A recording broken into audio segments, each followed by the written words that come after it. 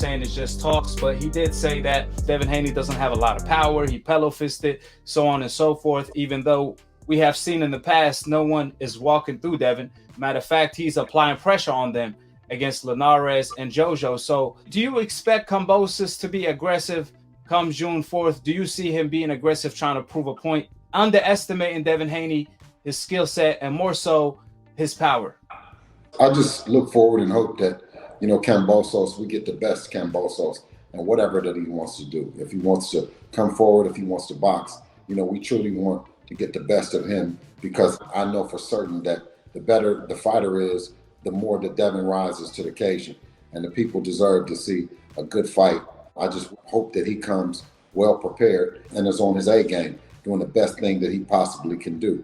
As far as his talking points of Devin not having any power, I mean, he's using old media was actually doing for their favorite fighters and protecting their fighters from getting in the ring with Devin, or creating false narratives to stop Devin from actually making these fights happen.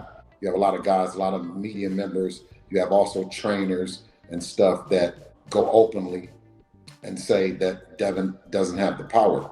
It's about winning. It's about having a certain skill set. Throughout the time, you've had fighters that didn't have what everyone said was power. And I can name one that comes to mind is Sweet Pea Whitaker, who's an all-time great and defensive wizard. So styles make fights. If you have a guy with all the power in the world and he's a knockouts, bring him on. You know what I'm saying? Put him in the ring with us and see if he does it to us. That's the way that I look at it. But I like confident fighters. I like fighter to be confident in his skills. And if that's what he's going to do, if he's going to come forward, then by all means, then, bring it on. You see Devin Haney stopping Kambosos if he runs in not respecting Devin Haney power? Oh, he'll respect his power. He's going to respect it, and he's going to learn that. He's going to learn that quicker than ever. You have a Jorge Linares, you got JoJo Diaz, Gamboa. You got all these guys, and everyone says that that's what they're going to do.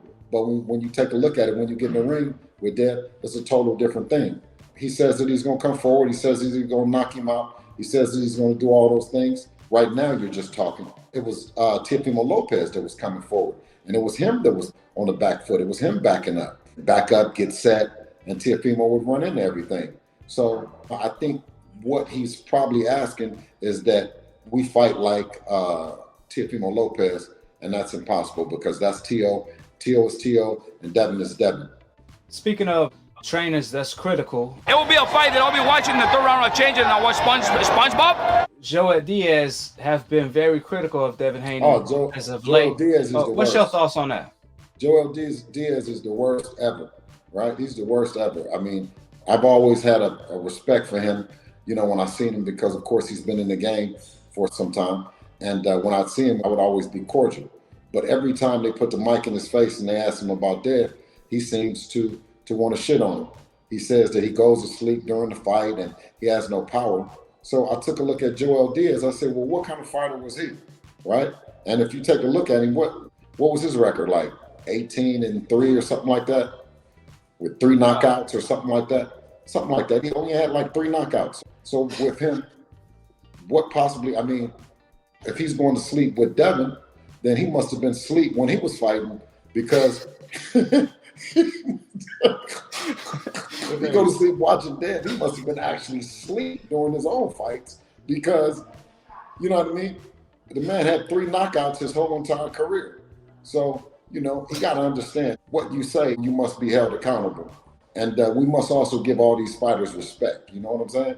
In terms of he's going to sleep, then you're not giving credit to what the sport is and what the sport represents. Truly, it's hitting and not getting hit. And inside that square circle, it gets hot up under there, under the lights. And it ain't really no place to run. One thing for sure, 2 things for certain, Devin Haney wasn't running against Linares nor JoJo, because he did back them up majority of the fight. But obviously, trainers should have appreciation for the sweet science. So when you hear Joel Diaz say stuff like that and being very critical of Devin Haney without respecting the sweet science, even though he's training Bivol, I hope he's not having Bivol run into Canelo. And he also trained Timothy Bradley at some point. So is there history between Joel Diaz and you guys where it didn't end on good terms for him to be so critical in a negative way? No, not at all, not at all.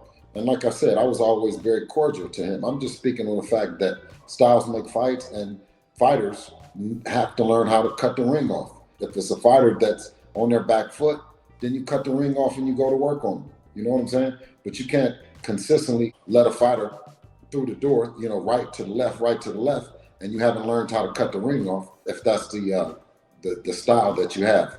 One last thing, I want to get your take on this because you're good friends with Mike Tyson, and he had an incident not too long ago where someone was being annoying to him, but more so off camera. Apparently, he had said some wild things to Mike that was very disrespectful from what I heard. Then Mike Tyson resorted to punching him. So what's your take on that whole incident, and how can you avoid situations like that as a fighter when your hands are registered so you can stay out of trouble? Well, it's unfortunate that those are one of the rare times that Mike didn't have a buffer with him, right? He was flying back from San Francisco at a convention. Kambosos Haney is going to be a chess game. It's not going to be a fight. I'm not interested in watching it. Fights like that, I'm not interested in watching, I'll tell you. It will be a fight that I'll be watching in the third round of change, and I'll watch SpongeBob.